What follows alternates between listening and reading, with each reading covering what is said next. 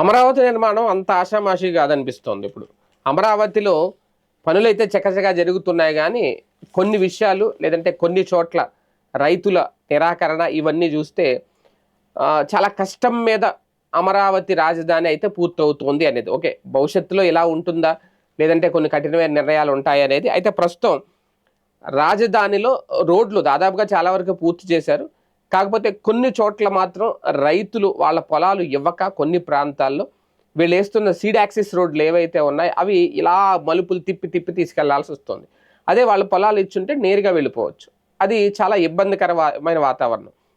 భూ సమీకరణలో భాగంగా వాటిని తీసుకోలేకపోయారు. భవిష్యత్తులో వాటిని సేకరిస్తారా, ఏం చేస్తారనేది చూడాలి. ప్రస్తుతం అయితే కొందరు రైతులు సహాయ నిరాకరణతో చాలా ఇబ్బందులు ఎదురవుతున్నాయనేది, రాజధాని అమరావతి పనులను మళ్ళీ పట్టాలు ఎక్కించి దాదాపు ఏడాదిన్నర కావస్తోంది. ఇప్పటికీ ఒక్క ప్రధాన రహదారి నిర్మాణానికి కూడా పూర్తి స్థాయిలో భూమి అయితే అందుబాటులో లేదట.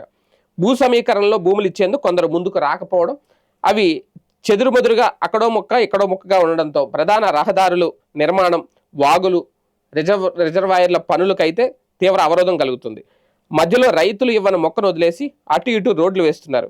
ఆ రహదారిని వినియోగంలోకి తేవాలి అంటే పనులు నిలిచిపోయి, ఎక్కడైతే పనులు నిలిచిపోయిన చోట రోడ్డును తాత్కాలికంగా పక్క నుంచి అయితే తిప్పి పంపుతున్నారట.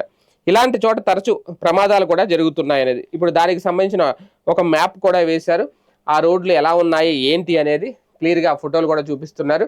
అంటే మధ్యలో ఆ పొలాలు ఉండడం వల్ల, వాళ్ళు ఇవ్వకపోవడం వల్ల మళ్ళీ దాన్ని ఇలా తిప్పి తిప్పి తీసుకెళ్ళడం.